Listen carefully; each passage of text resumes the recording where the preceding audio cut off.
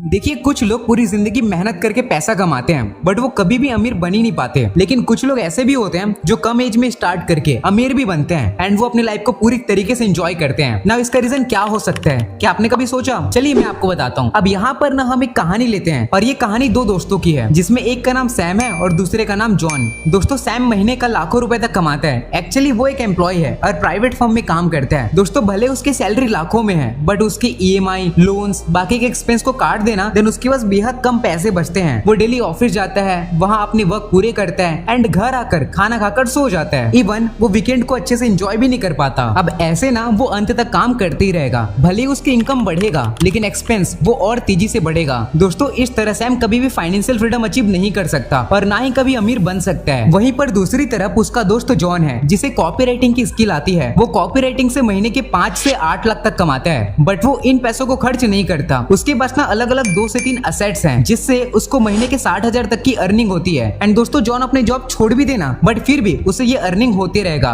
जितने पैसे जॉन ने कॉपी राइटिंग से कमाया है अब वो उससे बिजनेस बिल्ड करने की तैयारी कर रहा है एंड अगर उसका बिजनेस सक्सेसफुल हो जाता है देन वो और अमीर बन जाएगा। दोस्तों, आप समझ ही गए होंगे कि अमीर क्यों अमीर है। दरअसल इनके पास ज्यादा से ज्यादा असेट्स होते हैं और अगर ये काम ना भी करे तो रेगुलर इनको अपने असेट से इनकम मिलते रहेंगे। इसलिए अमीर असेट पे ध्यान देता है और असेट बिल्ड करते जाता है और गरीब लायबिलिटी। अब ये असेट कौन कौन से हैं, चलिए जानते हैं। Number 1, mind. दोस्तों, इस दुनिया में सबसे बड़ा असेट नो डाउट माइंड ही है, क्योंकि जो आज के समय बिलियनर हैं वो मेहनत करके नहीं बल्कि अपने दिमाग के यूज से बिलियनर बने हैं। अगर आप अपना पैसा माइंड पर इन्वेस्ट करते हो, नए नए स्किल सीखते हो, देन भले ही आपने 200 रुपए का इन्वेस्टमेंट क्यों ना किया हो बट ये आपको $2 मिलियन या उससे कहीं ज्यादा अर्न करने का आइडिया और अपॉर्चुनिटी देता है। बट ये ना आप पर डिपेंड करता है कि आप सीखने और चीजों को एग्जीक्यूट करने को तैयार हो। दोस्तों, यहाँ आपको फाइनेंशियल एजुकेशन गेन करना है जो आपको स्कूल या कॉलेज सिखाएगा ही नहीं। इंटरेस्ट ये एजुकेशन बाकी एजुकेशन से सबसे आगे होना चाहिए, क्योंकि अल्टीमेटली दुनियादारी पैसे पर आकर ही खत्म होता है। माइंड में इन्वेस्ट करने का मतलब ही यही है कि इसे अच्छे आइडियाज, क्रिएटिव थॉट, इमेजिनेशन से फीड करना जो आपको किताबें पढ़कर ही मिलेगा। दूसरा, बिजनेस।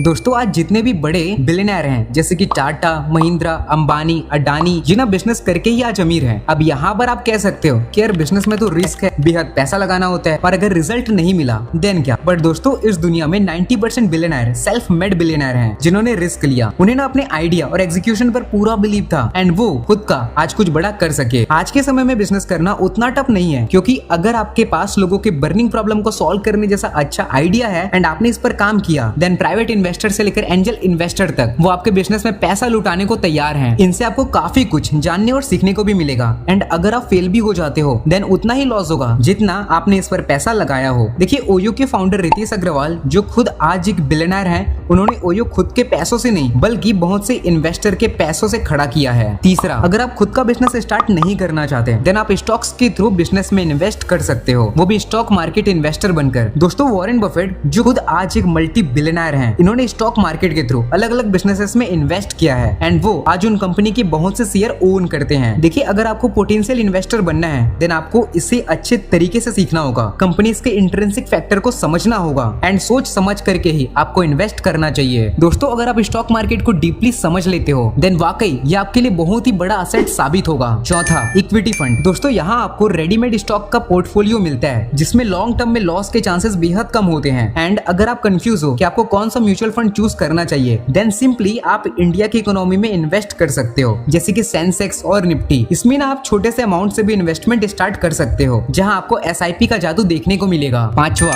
Real estate. यहाँ पर आप प्रॉपर्टी रेंट पर देते हो या जमीन वगैरह सेल करते हो। इसमें सबसे बेस्ट होता है कमर्शियल प्रॉपर्टी, मतलब कोई शॉप्स या ऑफिस स्पेस। नाउ आपको इसे अच्छी लोकेशन पर खरीदना है एंड सब कुछ अच्छा रहा देन आप इसके रेंटल इनकम से रिटायर हो सकते हो। दोस्तों, आज ज्यादातर multi millionaire real estate investor ही है। अब इसमें ना पोटेंशियल बहुत है बट इसमें बहुत पैसे लगते हैं, साथ में इसमें लिक्विडिटी भी काफी कम होता है एंड अगर आप बिगनर हो तो पहले आपको स्टॉक्स या इक्विटी फंड से इन्वेस्ट करना स्टार्ट करना चाहिए एंड सफिशिएंट मनी हो जाने पर आपको अपने पोर्टफोलियो को डाइवर्सिफाई करते रहना चाहिए। छठा, कमोडिटी। दोस्तों, कमोडिटी के अंदर गोल्ड, सिल्वर, ऑयल आते हैं, अब इनका ना स्टॉक मार्केट से अपोजिट का वास्ता होता है। मतलब स्टॉक मार्केट जैसे ही नीचे जाता है, देन इन असेट्स के प्राइस बढ़ते हैं, क्योंकि लोग पैसे निकालकर इनमें ही इन्वेस्ट करते हैं। एक और बड़ी बात, इन्फ्लेशन का इस पर कोई इम्पैक्ट नहीं होता। साथ में गवर्नमेंट जितने भी मनी प्रिंट क्यों ना कर ले, इनका वैल्यू कभी डाउन होने वाला ही नहीं है। सातवां, प्यूपिल। दोस्तों सच कहा जाए तो आपका नेटवर्क ही आपका नेटवर्थ है। जितने अच्छे लोगों के साथ आपका कनेक्शन होगा, आपके लाइफ में सक्सेसफुल होने के चांस उतना ही बढ़ जाएगा। देखिए जितने भी बड़े बड़े कंपनीज के सीईओ हैं, उनका उठना बैठना भी उन्हीं के जैसे दूसरे सीईओ के साथ होता है। अगर आपके सपने बड़े हैं और आपको कुछ बड़ा बिजनेस बनाना है, देन अपने नेटवर्क पर काम करिए, उन्हीं के साथ रहिए जिनसे आपको सीखने को मिलता हो। अलग अलग प्रोफेशन के कमाल के लोगों से कनेक्शन बिल्ड करिए एंड आज ही काम पर लग जाइए।